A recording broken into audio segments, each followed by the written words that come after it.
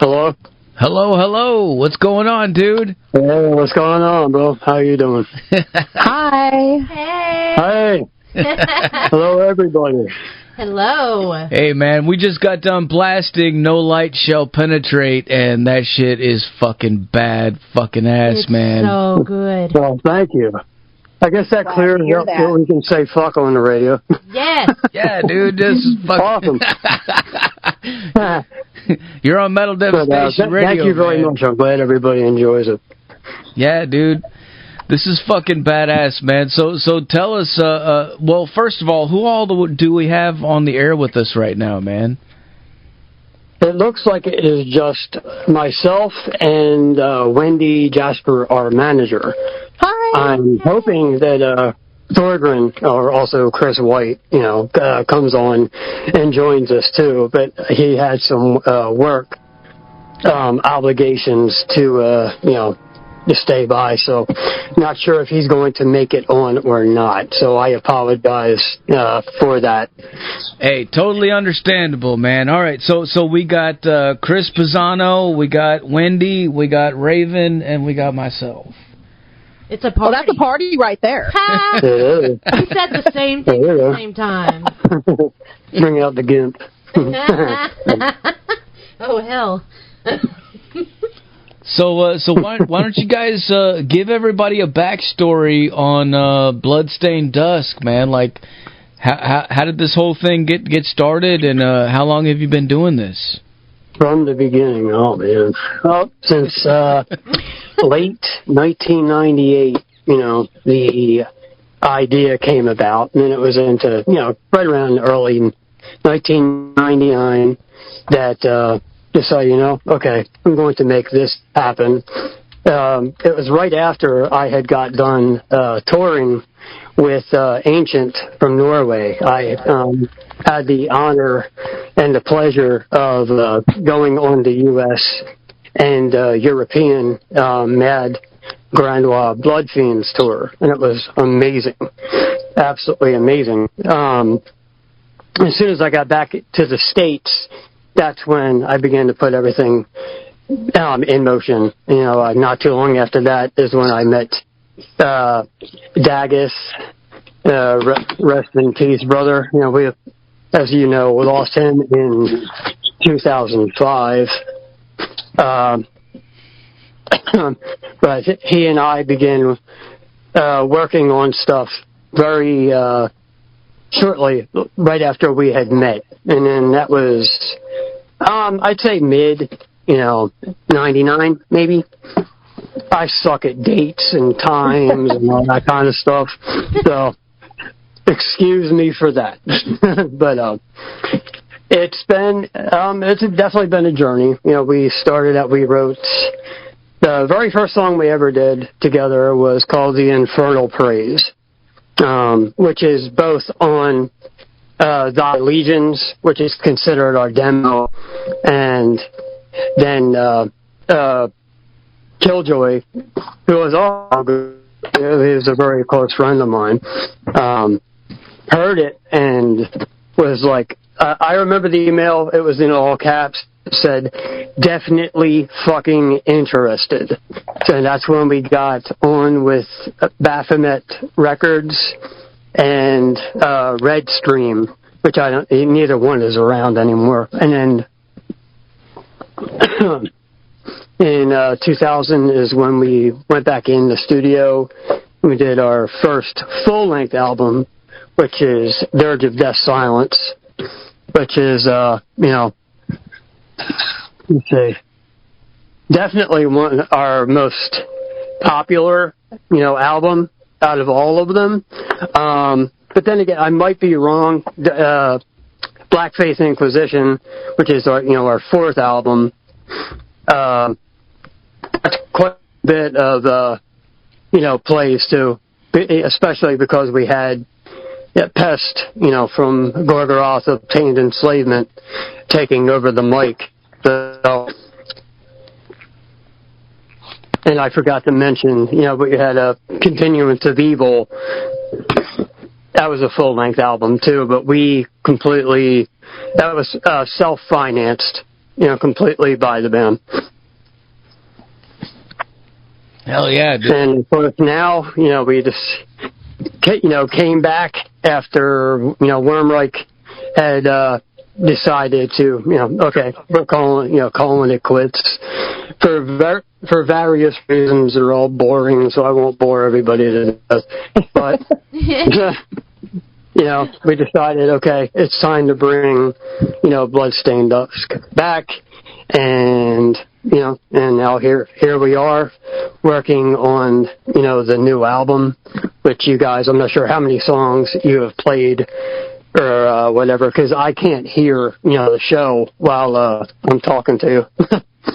Oh, we've just played No Light Shall Penetrate, and we have 2 more that are new that are coming up after the interview. So fantastic, cool. Hope everybody enjoys it. Hell yeah, dude. Hell yeah, man. Fuck yeah, dude. You gave us the whole fucking Wikipedia right there, man. Yeah. That's what I'm talking about. That honestly was the kind of the brief version of the history of it. Broken down. You think about it, Dirge of Death Silence it's a prolific album, and it's really ties the band back to that second wave of black metal, the whole Norwegian scene. It has that sound, but it moves beyond that into something that's just completely different, and appeals to a broader range of people. So, and when Chris is saying, that there's a lot of plays and which ones seem to be more popular, every once in a while I'll go on all the streaming formats and look and see how the plays have increased. And since they played in Houston last year, I've seen it just go up and up and up. And then with the single release for Worship and Disintegrate, which I know you're going to play here in a bit, that really has kick-started the interest in the fact that they're making this huge comeback. Hell yeah. I have a really quick question, and I'm sorry if this seems silly. But your song, Dead Lights Beckon Me, is that like a little Stephen King nod there? It's, I guess you could say, just as, I'm a massive horror movie fan. Yes. And, I also do special effects and everything. Believe it or not, I got the idea from Ian McKinney. He's no longer with us, too. He died in the wreck, we had in 2015. Anyway, our old rehearsal room, he had called it the Deadlight Realm. So I was like, you know what? I'm going to do something in honor of him and, get one of our songs and title that. And that's pretty much where it all comes from. That's super cool. I mean, thank you. A cool tribute. I know whenever I first read the title, I was like, oh, Deadlights.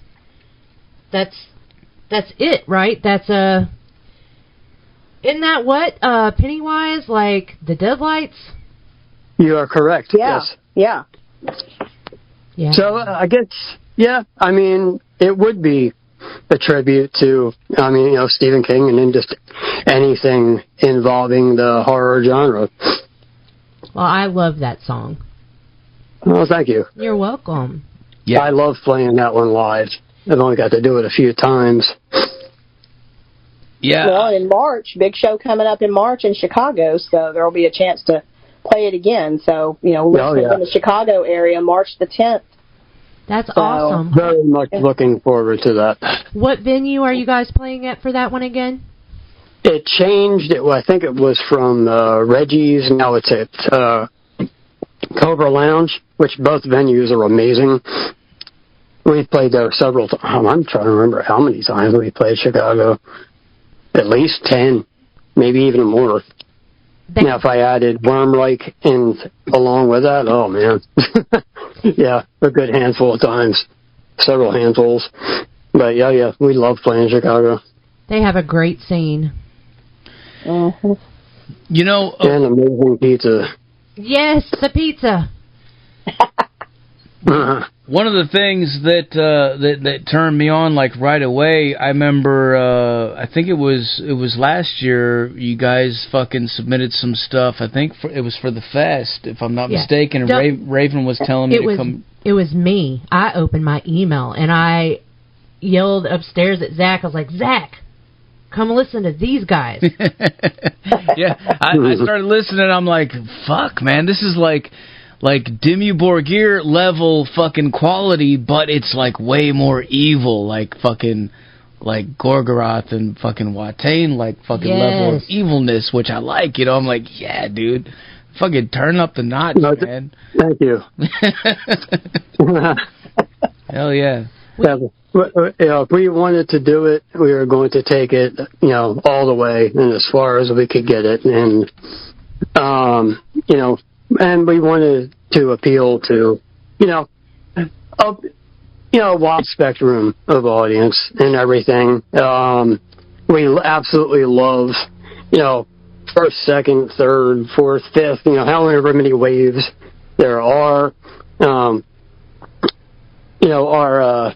influences and inspirations and everything are all over the place, with the band. But at the same time, you put it all together and it makes one hell of a unit. So.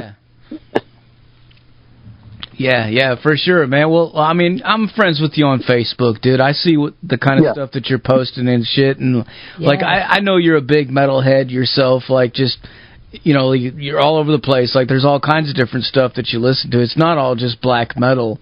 And I think that's something that, it's funny because, that's something that a lot of people get mixed up. Like, they might think that just because a band is in a specific genre and that's what they do, that they may, that maybe that's all they listen to or whatever, but, it's definitely not the case, you know what I mean? Right. Yeah, I'm all over the place with, musical tastes, except, rap or country. That's a, big, absolutely fuck no, but, anything, from classical to, classic rock and, hard rock, and everything from, 80s metal is a massive part of my life. And still is. Well, what's funny is I have a friend who's given me two nicknames over the years. The first one was the poofy-haired glam metal princess, and the other one was the Queen of Aquanet. I love it. I'm not going to say that I didn't listen to Poison in 1986 because that would be a lie. Well, a lot of us did. My friends always used to describe me as being back in the 90s, called me Gothabilly because I went. Oh, funny. I know I went everywhere from metal and industrial stuff and Marilyn Manson. I was a teenager, but when you say you don't like all country, does that include like the really dark, magnificent shit like Townes Van Zandt? Like that songwriting that's like so dark and depressing that it like rips your soul out? Are you anti that too, or anti-mainstream country? Mainstream country. The new stuff, no, not into it at all. Older stuff, I can get into, I guess, get into it or whatever and appreciate it and everything. But, I don't know. Native Howl is I'm kind of digging that thrash grass thing that they're doing. Yeah. So. Yeah, I mean it's different. It's certainly different. But this what they call hick hop. Yeah, I'm not.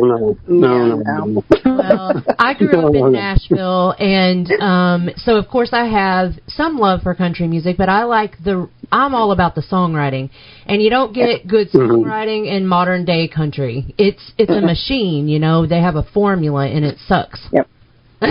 Well, one of the things, and Chris and I were even talking about this earlier before y'all called, and when you think about what this band has done over the years, and I've only come on in the last couple of years as their management, but I've been a fan of the band for God forever, and I'm that old black metal elitist that stands in the back of the room with my arms crossed judging you, and I can't help it. I'm just that way because I've been there since the beginning. But this music, and especially the new songs, it is brutal enough and resonates back to that early 90s second wave of the whole Norwegian scene.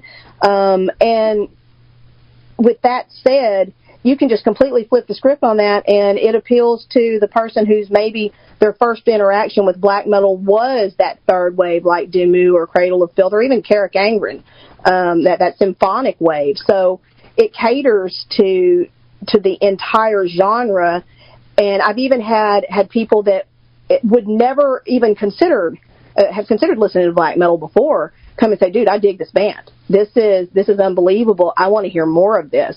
And I'm like, well, cool. Just, get on our Spotify, get on wherever, all the streaming platforms, check out the old stuff while you wait for the new. And it has been an amazing response. Well, we're big fans, and we, when we heard you guys last year, when you emailed me about the fest, I was so upset because we had one band that we knew was going to pull out, and they were sort of our, we had, Summoner Circle is black metal, but we like to call it Appalachian black metal. Our other black metal-esque band, we knew they were going to pull out, but it was too late to get you guys, and we wanted you guys so bad last year. Oh, my God.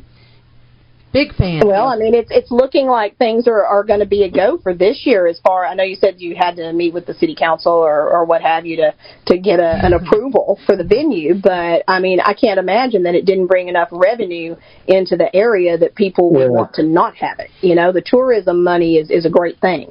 Well, what's funny is I do expect this to be a pretty big battle because these people in this little town, not all of them, because a lot of people showed up. It's just a small handful of people that are causing the trouble. But it's all political, and politics get dirty. But I'm in there fighting, know. And the festival's going to happen regardless of where we have it, but we don't want to let these people run us out either. Yeah, right. I've always wondered why is it that every band, every fucking cool tour, everything that happens, it's always in Atlanta. Whenever it comes to the South, like when I look at tour dates, it's always Atlanta, man, the Masquerade, and then they just go fucking north or they go west or east. But, like, there's never anything else. I'm like, motherfucker, man, come on, man. But it's politics. That's what it is. Like, now I know, it's just nobody wants to deal with all this bullshit because it's a lot of bullshit. Sorry about all that noise. I just picked the drum set by accident. Sorry. I'm out here in the Nashville, you would think would maybe have a venue that could bring some of that in, because Nashville has become the new L.A. Mark Slaughter lives there. Tom Keeper lives there. Yeah. They've moved out of L.A. They've moved out of Vegas because, they're older, they have families, they don't want to live out there anymore. And so with that kind of element moving in, you'd think at some point there would be a venue in Tennessee somewhere that would have something like this. Well, there's a really, really great scene in East Tennessee, there's a great scene in Nashville, and there's a great scene in Memphis. Now, we are halfway between. We are actually the rockabilly capital of the world here, the birthplace of Carl Perkins and all of that, and we are halfway between Nashville and Memphis, and damn it, we want a scene here. Yeah, you would think. Well, you don't want people driving for what? Pez, how long did it take y'all to get to Houston from Alabama? 10 hours, 12 hours? Yeah, roughly. Yeah. I mean, you want something along the way from the east to at least, middle of the country to have enough venues to justify doing 5 or 6 dates or a string of runs through certain areas, Yes. Mm-hmm. We've never been a band of like, we're just going to play in our hometown and nowhere else. Now we've branched out and we've, lost our ass, starved to death, all kinds of shit to go out and do what we love to do. I almost died doing this. I'll do it again. Hell yeah. That's that important to me. And I guess I can speak for the whole band. It's important to all of us. I remember in 2015, because do you remember that, Zach? We were still in our old house when it came across Facebook about that wreck. And It was absolutely devastating, and it took me a while to realize that you were Wormreich too. Mm-hmm. But that was brutal, and I'm so sorry you guys went through that. Holy crap! Thank you. Yeah. It definitely was that. That's for sure. But I'm still doing it. Yes, so you are. That's really all. That's the most important part. I'm still able to do it, and I'm not one to lay down and die easily. I'm very stubborn in that sense. But well, that's a good thing, and we're glad you're still here and making the music. And thank you. Yeah, absolutely. Before I forget, we did have a question come in from someone in the chat. Sure. B Metal wants to know, he says that he has heard that the people on the set of The Walking Dead are metalheads, and he wants to know if that's true. There are some, yes. Definitely. Norman Reedus, who plays Daryl, is actually a pretty big metalhead. Greg Nicotero, the head of the effects department, and of he also directs certain episodes too. Most all of the special effects guys all are into classic rock and metal and stuff like that. Now with the main cast, I've only got to really work and talk to some of them very briefly, just to maybe choreograph a scene or something like that. And I have worked with with Daryl, with Rick, and with Ezekiel.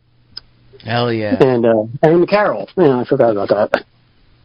That's so damn good. But I definitely know that Norman Reedus is a metalhead. When I go on, every time I go on set, he always throws up the horns to me. So.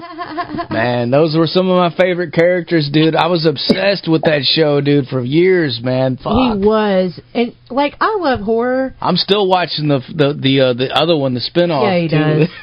He used to stress me out. I haven't gotten to watch any of that yet. Oh, dude, Fear of the Walking Dead is badass, too, man. What's so funny is... Fear of the Walking Dead, I did get to see a couple of the first episodes, like when... he found his, girlfriend or whatever in the drug house, and then that's where everything began. I remember seeing a couple of those from that season, and then that was really about it, because I had a bunch of stuff going on. Oh man. It gets good, man. God, I can't even remember how much shit I've been through. Yeah, it gets good, dude. It really gets good, man. It did take a minute to warm up to because it was something different, but no. Zach, funny fact about me, I love horror, but I literally will have nightmares about zombies. And when that show, Zach was like, we would make this binge watch, and I'd be sitting there stressed out as hell. The zombies come walking, and I'm like, fuck. I think it's because my dad let me watch Night of the Living Dead when I was little, and that opening scene where that old man zombies just walking in the background coming up scared the living fuck out of me. Damn, if I keep this thing one more time walking by, sorry. You're making music. I'm still doing it. Never stop. You can't stop, won't stop. And you're making art too, like all these sculptures and fucking things that you're making with the bones and shit. Like I'm good friends with Madionic, and I didn't know that fucking crazy mic stand that she has with the giant fucking carcass thing on it, and it just looks insane. She's like, yeah, he did that. Yeah, I've made her two. Shit. I made her two of them, actually. Yeah. And I made her some outfits. Oh, my God. I'm trying to remember how many bands. I know I made stuff for Watain, for Mayhem, for Gorgoroth, for Necrophagia. Oh, my God. Jack Mall. Fuck, man. Yes, and for Dark Funeral. Yeah, I just made his gauntlet. He's been taking all kinds of pictures with it lately, which is awesome. I am fangirling over here. I'm just smiling. I'm a huge Gorgoroth fan. That's like so cool. And Watain. Yeah. That's so dope. It was definitely an honor to see, the death art that I made for them. I had to wear a respirator in order to make two of the props because they were so unbelievably ripe. Oh God! They were rotting, big time rotting. So, but that's what they had. That's what they wanted. That's what was required. So I did it. Man, I was looking at your pictures earlier because I was trying to find a picture to post on Facebook about tonight and everything, and I was looking through. I even saw a picture of you standing there with Lita Ford, man. I'm like, fuck, dude, like, even she's down with this shit. I was a guest at a horror convention circuit called Days of the Dead, and I was the resident zombie, and they had me at a table, where people can come up and take pictures with me or whatever, get it, an 8x10.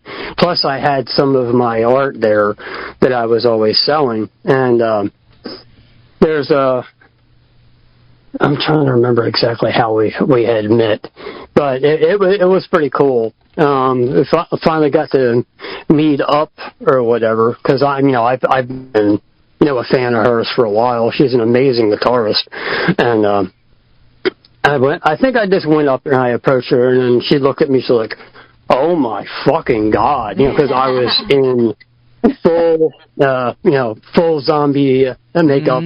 And everything, which I applied on myself, the exposed rib prosthetics, like everything, 9 yards, sclera lenses in my eyes, and a friend of mine, Tony, who is the photographer for the convention, said, "Yeah, see what he looks like after, tomorrow. See if you remember what he looks like." And she had brought me back, and she's like, "No, that was him? No fucking way." And it was pretty cool, because Sherry Curry, from the Runaways, was also there, and was nice right next to her. So it was pretty cool. But cool. we took some photos together of us. Look, we were fake sparring. So it was fun. Oh yeah. If you show up to our festival dressed like that, you're gonna scare me. I'm gonna have to wait till you see what he looks like on stage. I'm gonna have to run. Gonna give me nightmares, and I'm supposed to be metal. Like no. You ain't gonna fucking run. What are you talking about? It's kind of funny that you mention that. A lot of shows that I've been to, and one of the band members from one of the bands we were playing with or whatever, sometimes will approach me and say, "My wife is scared to death of you." when you say hi to her or something like that, and I'm like, "Really?" Okay, I was like, "Sure, all right." So, well, you do look kind of evil. Well, I love my preference for horror is I love like possession movies. Exorcist is my favorite horror movie of all time. Absolutely. Yes.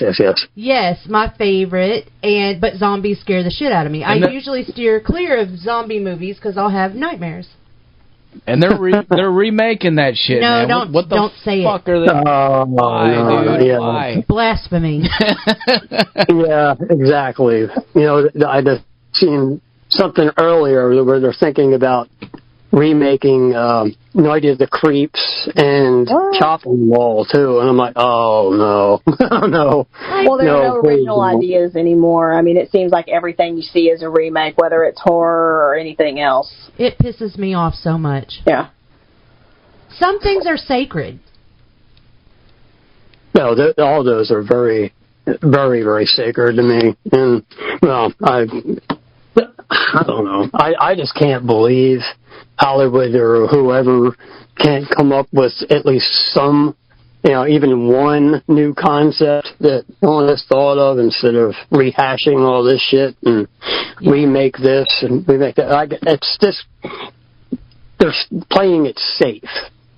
Absolutely. My mom likes to tell the story of when Exorcist came out in the theater, and she went with one of her friends to go see it, and she said people were literally throwing up and leaving in the middle of the movie. Like, how the hell are you going to remake something that was so iconic? It'll be fodder for the critics to just tear apart, really. Because it's going to suck either way. Dick Smith, who was the makeup artist on that, he's dead, and the guys that played the priests, both of them are dead. How are you going to pay that justice? I feel like when you've got a classic movie and the primary character, the primary actor or actress is dead, you should leave it alone. Right. Not just in horror movies, but any movie. I'm an 80s teenager, and, when they started talking about remaking Dirty Dancing, I'm like, hello, no, Patrick Swayze is dead, leave that alone. Yeah, it's the same with The Crow. Like, Brandon Lee died in the making of that movie. How the fuck are you going to remake it? Yeah, it's ridiculous. It's just because there's no imagination, and like you said, they're playing it safe. They're too scared to do anything that might offend someone. And, personally, that's what black metal and everything else is about, is how offensive can we be? Yes. And make you think, maybe. Yeah. Yeah. Yeah, I wish they'd focus more on making more movies about some of these serial killers and shit, like real shit, like stuff that actually happened, because that's more fucking scary than anything in the world, like the actual shit that really happens. What humans really do to each other is more terrifying. That's definitely true evil, and it's very possible. So, has anybody got to watch the Dahmer series? I thought it was excellent. Yeah, it was really good. I liked it. I just want to take your picture. Yeah, just stay and watch the movie first. Yeah. Yeah. Anybody remember what movie they were watching? Oh, wait, Exorcist 3. There you go. Yeah. There you go. Yeah, that's that movie scared the hell out of me, too. That is a fantastic one. 2 is okay, but 1 and 3 are phenomenal. Yeah, like, holy shit level phenomenal. Yeah. Mm-hmm. Yeah, Brad Dourif is just a fantastic fucking actor. So he did an amazing job.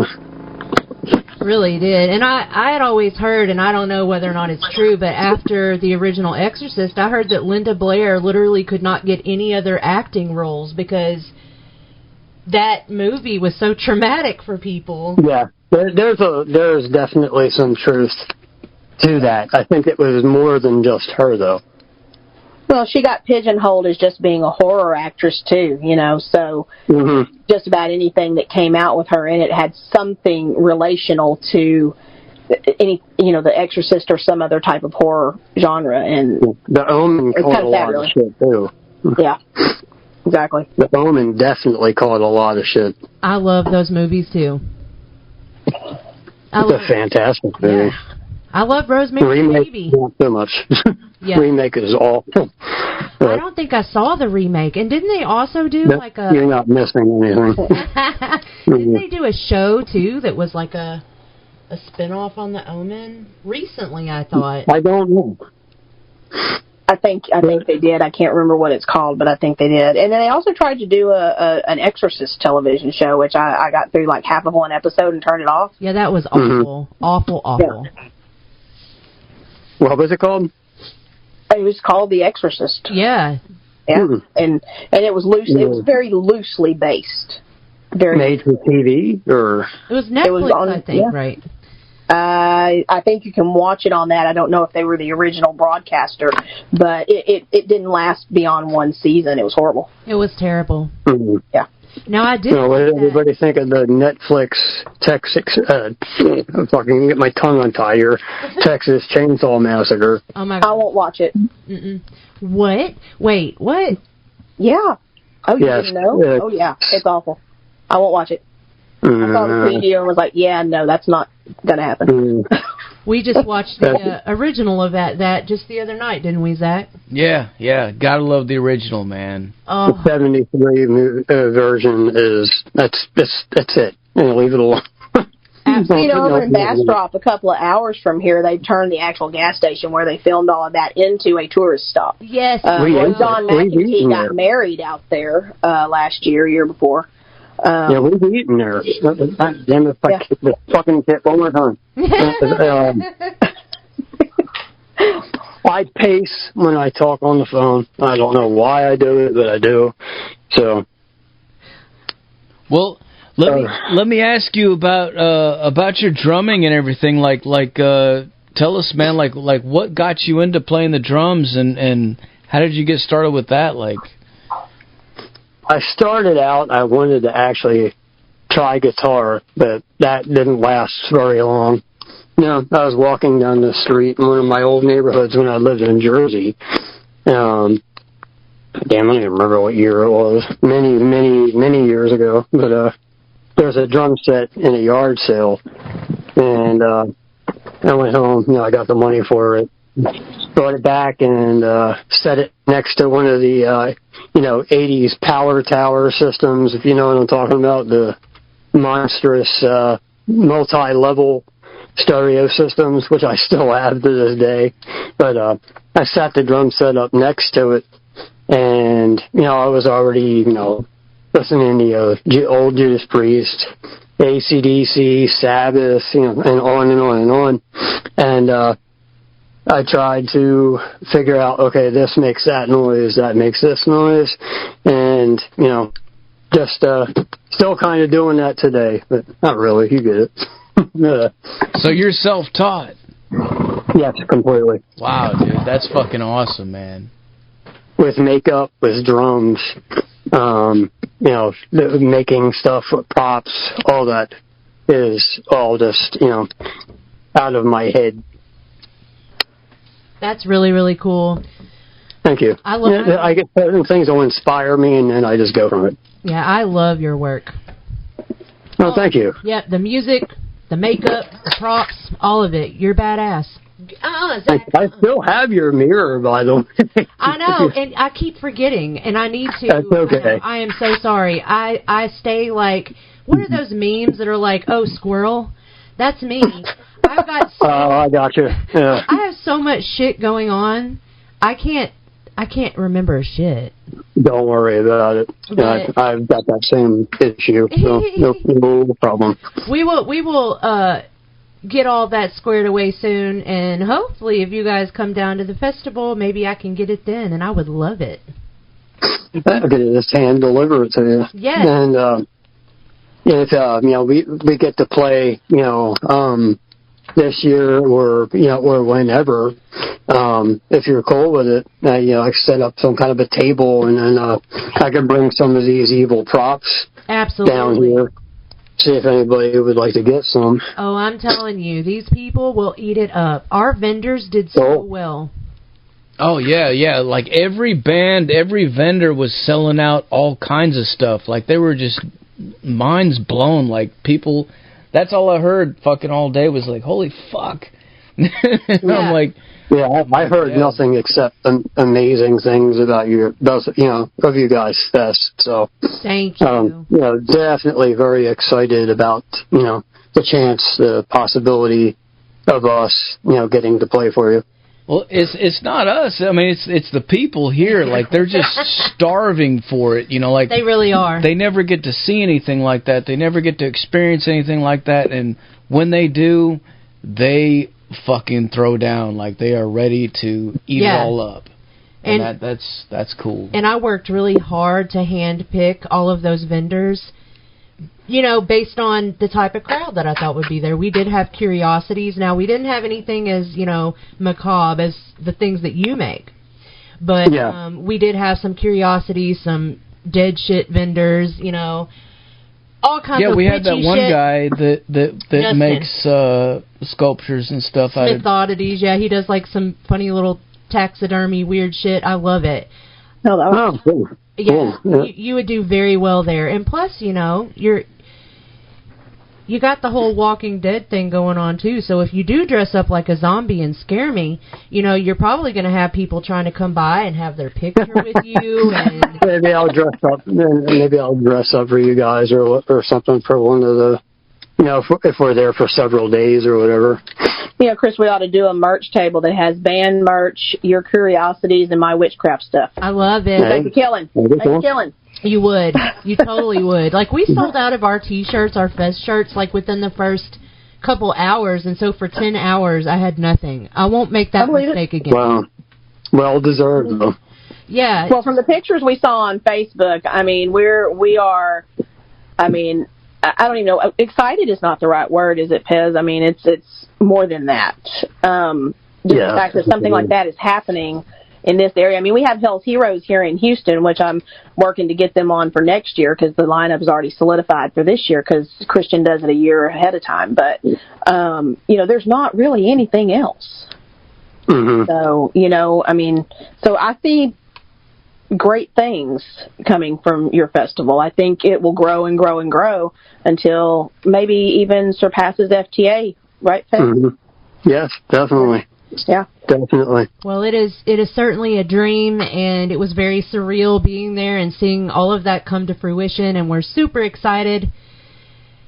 And yeah, we just try to do our best and be good to all the vendors and treat the bands well and, let it be a fun thing.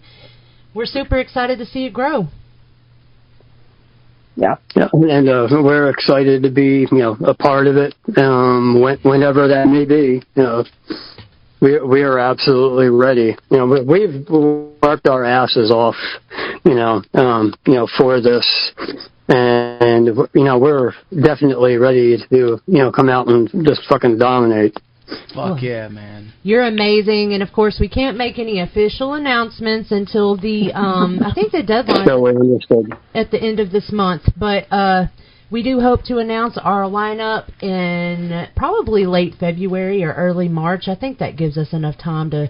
Oh, yeah, that'd be fucking more than enough. It was, September? It was I forget. October 8th this last year. So, October. Yeah, hopefully it'll be even better. Time. Yep. Even more time. Well, maybe by that time we might even have, hopefully, if things go well, we might have some additional news to share with everyone because, once this new single that y'all premiered tonight, we didn't even think about asking anybody else to premiere this song. It was solely set aside for y'all. But once it goes up on all the streaming platforms and everything, and once we get a final rendition of the electronic press kit, I'll be sending it out to the labels, and I've already got several that specialize in black metal and extreme metal as a possibility. We're looking at Season of Mist. I talked with Brian Slagle over at Metal Blade, and I'm going to be sending it to his guy Ryan, and let's see who else. Noble Demon. Patrick used to be Patrick Walsh. Patrick Walsh I've seen what he signed this last year, and we would absolutely fit his roster. It would be a perfect match. But Season of Mist, they've been putting out some pretty good black metal, and I have a good relationship with them. And I'm trying to get it in front of as many people as I can, and try to get as much buzz going as possible because the 3 songs are outstanding. But what's coming? It's going to be from beginning to end. The whole album is going to be something that is strong in every song. It's not, here's a great single and then the rest of it's a bunch of garbage. It is solid all the way through, so. That's why it's taken as long as it has, because we're not willing to just settle. And, this is very important to us, to just make a quality product. And, I know it's taken a while, but hey, sometimes that's what happens. Oh, I think there's nothing wrong with being a perfectionist. It's your art. Mm-hmm. Yeah. And I was going to say, speaking of Season of Mist, oh yeah, it is very, very possible that somebody from Season of Mist might be there because they pitched some bands to us for the fest. So yeah, that's awesome. Yep. Sorry to pick it again. He wants to play so bad, he keeps kicking the drums. It's almost I literally just got done playing maybe 2 hours before we were doing this interview. It's almost like I try to play every day. Every once in a while, sometimes I don't. A joke, ba-boom, tiss. Well, speaking of there it is again. Raven, speaking of Season of Mist, what's outstanding is, they signed Necrofire last year, or the album came out last year. They're from here in Houston, and their singer is the guy that puts on the Hell's Heroes show. And so I'm really hoping that I can maybe put them together with the guys at some point, they would be perfect for your festival. Yeah. But, when you think about how much black metal there is truly in this part of the country, I don't think people realize that it's out there in the way that it is, that there's so much of it. I will say I've gotten about 193 submissions for this year. Wow. And over half of those are it's black metal that's being made right here in the United States. And I'm just amazed and blown away. There is nothing else like it. There is no format for it here. There is no festival that is dedicated to it or that puts enough of it on it to be significant. I mean, like Maryland Death Fest and Milwaukee Metal Fest. I mean, all of those things like that back in the day, you had a few bands sprinkled in here and there, and, they'd throw somebody like Emperor on the bill because they just happened to be coming through town at that point. But there was nothing that dedicated itself to black metal in the way that y'all have done with this festival and with the radio show. I mean, we haven't seen a lot of that at all. Well, so it's fantastic. Cool. Well, and we keep at this point, we just have a one-day festival. So we're looking at, we don't have multiple stages. We use one stage. We have 12 bands. We want the focus to be on each band that's playing. We don't want people going over here to, stage number 2 and missing whatever is on stage number 3. And so, when we put 3 black metal bands in the lineup, that's a fourth. That's a large percentage. And we love it. Black metal is my favorite genre. Well, y'all aren't treating it as an afterthought like some of the other festivals do. I mean, I was stunned to see that Psycho Las Vegas' Sunday lineup this past year was 99.9% black metal, but with the exception of a few bands, it was very, very new black metal. It did not reach back into the history of the genre at all. I mean, Emperor was there and Mayhem. There was a couple of others, but a lot of it was bands that really don't have that much of an impact. And this band has been around long enough and has members that are ingrained enough in the industry and the genre that this should take off. I mean, I can't imagine that we're not going to be having a much larger conversation this time next year. Well, it is amazing. The minute that I heard it, I loved it. I mean, that's what Zach was saying. Like, I was, not to be too Southern, but I was hollering upstairs. I was like, Zach, you got to hear this. And immediately, big, huge fans. And so I'm trying not to cheat and to announce anything too early, but we love you guys, and we definitely hope that we're going to be seeing you in October. Oh, thank you. We absolutely will. Absolutely. If the time is right and the invitation is there, we will definitely come. Yay. we got one more question from the listeners in the chat room. Lady Red wants to know if what would you prefer, bloodbaths or showers? What was this? One more time. Bloodbaths or showers? What's your preference? Bloodbaths or showers? Yeah, it's a very important question, man. Well, honestly, I've experienced both. So we'll just leave it. Oh, shit. Oh, shit. There you go, Lady Red. Take from them what you will. Right on, man. Well, you know what? It was a total honor to... I really appreciate you guys reaching out to us to let us premiere these new songs. That's really fucking Absolutely. Thanks for playing it for us and feeling that it's definitely musical. Thank you. Hell yeah, man. I'm about out of questions for you guys. Is there anything else you want to let the people know? Thanks for having us, on the show. Thanks to whoever, asked the questions, about us or whatever. Hope everybody enjoyed the music, and we definitely have much more coming. So that is definitely not it, what you've just heard. Promise you there. Hell yeah. Well, before I let you go, can I get you to make us a station tag? Sure. All right. Whenever you're ready, say something like, "This is Bloodstained Dusk, and you're listening to Metal Devastation Radio." All right. Ready?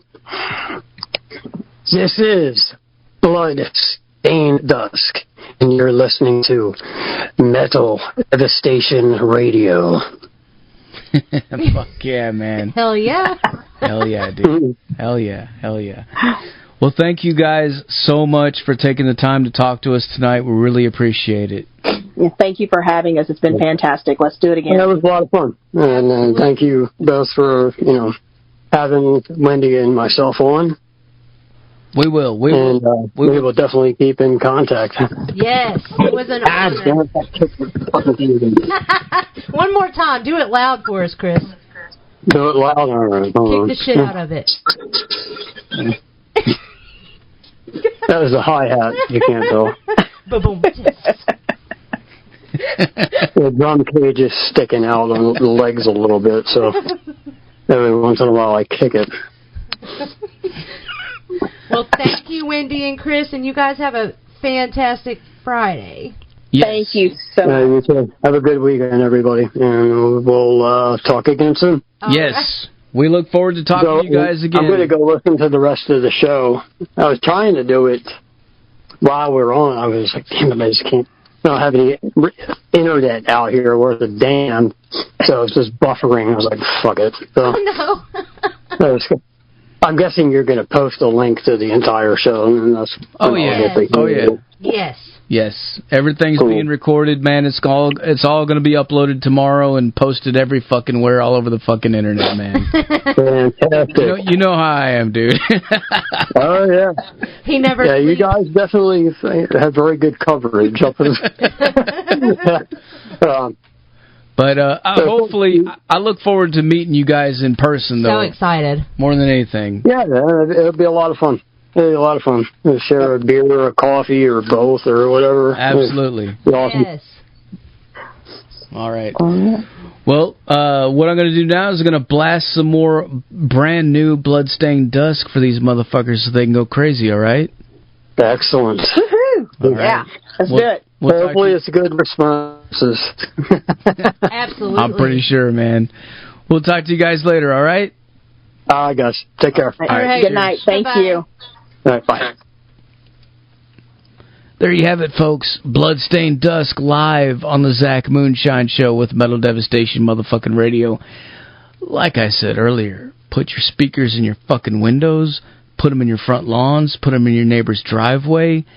If you're living in the basement, duct tape your speakers to the ceiling. If you're in the attic, put your speakers facing the floor. Facing the floor. Flacing. Did I say flacing? You did say flacing. What the fuck is flacing? It's all that Corona. That's flacing. Jesus Christ.